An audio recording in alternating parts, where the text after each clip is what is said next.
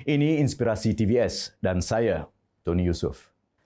Kemajuan teknologi dan trend data merupakan sesuatu yang dapat meningkatkan kebolehupayaan sesebuah organisasi untuk mencapai hasil yang lebih signifikan. Dengan memanfaatkan potensi teknologi digital, Jabatan Bekalan Air Luar Bandar Sarawak mengguna pakai teknologi hasil revolusi perindustrian keempat di bawah rancangan Malaysia ke-12. Daripada analisis data dan kecerdasan buatan hingga kepada pemantauan jarak jauh atau remote sensing bagi menyelesaikan cabaran pengurusan air jangka panjang. Ikuti laporan yang disediakan oleh wartawan TVS, Connie Grace Ujan. Sejajar dengan arus transformasi pendigitalan negeri yang telah digariskan oleh Ketua Menteri Datuk Patinggi Abang Juri Tonopeng dalam Strategi Ekonomi Digital 2018, Jabatan Bekalan Air Luar Bandar Jebab Sarawak akan melaksanakan hasrat pihak berkepentingan untuk menaik taraf dan meningkatkan mutu penyampaian. Pengarah Jebab Sarawak Chang Kuet Sian berkata, Pusat Kawalan ICC membolehkan operasi digital bekalan air di Sarawak untuk menghubungkan dan mengintegrasikan parameter aset utama yang merangkumi tekanan dan aliran air, tahap takungan, status pam serta kebolehan kawalan pengawasan dan pemerolehan data. Menurutnya, ini membolehkan pemantauan bekalan air di luar Bandar Sarawak untuk dikawal mengikut masa nyata dan boleh beroperasi sepanjang masa bagi memastikan air terawat yang bersih dan selamat dapat dibekalkan kepada pelanggan secara berterusan. Bagi mencapai misi tersebut, Jebab akan bekerja bersama beberapa agensi berkaitan untuk merealisasikannya. Menjawab pertanyaan yang diutarakan wartawan TVS mengenai cabaran yang sering dihadapi Jebab bagi memastikan mesej data sampai ke pusat, beliau berkata, masalah utama adalah isu vandalisme seperti kes kecurian meter oleh pihak yang tidak bertanggungjawab dan juga capaian internet. Our challenge now is first the coverage lah. So they depend on NB-IoT to transfer the data. Kalau weather cuaca dia bagus, dia memang ada slow sikit lah, so we lost signal. So this is the challenge that we are working into.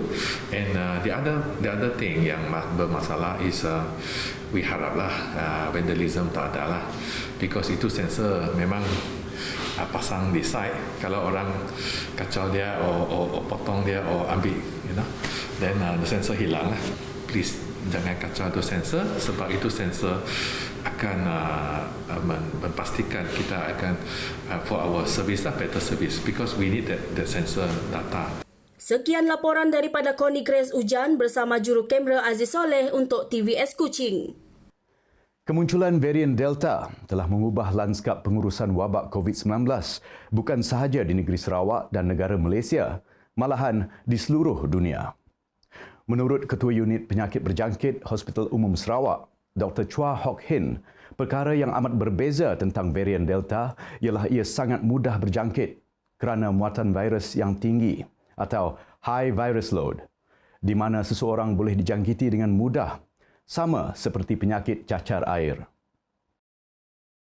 One person can transmit to at least 10 other person, and the incubation period is very short. It is only about 3 to 4 days.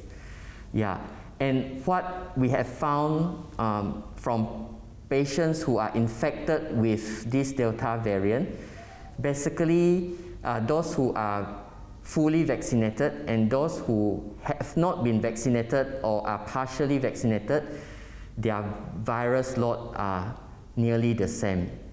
Okay. So what does it mean? It means that actually vaccination is important, but the role of vaccination have changed.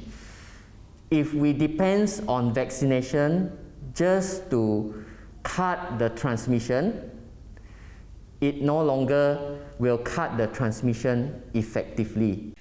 Beliau juga berkata hanya satu dos vaksin sahaja adalah hampir tidak berguna. Walaupun 2 dos vaksin sudah lengkap diterima, ia tidak bermakna kita sudah selamat.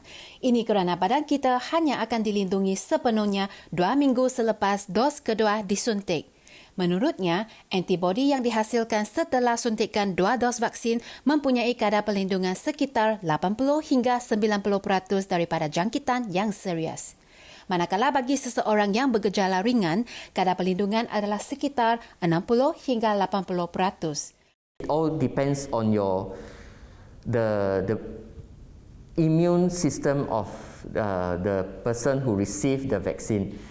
In general, if you are young person, your immune system is good, you are not what we so-called the immunosuppressed or the elderly. The antibody level actually generally would last roughly about 6 months to a year. Sometimes it's very difficult to interpret the antibody level in your body. Yeah. So this is the point that I want to make.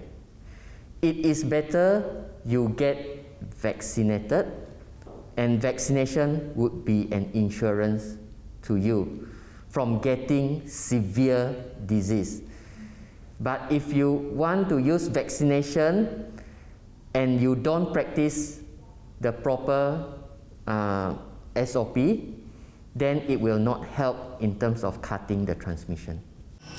Selain daripada virus COVID-19, kita juga perlu mencegah varian Delta dan juga varian-varian lain yang akan muncul di masa depan.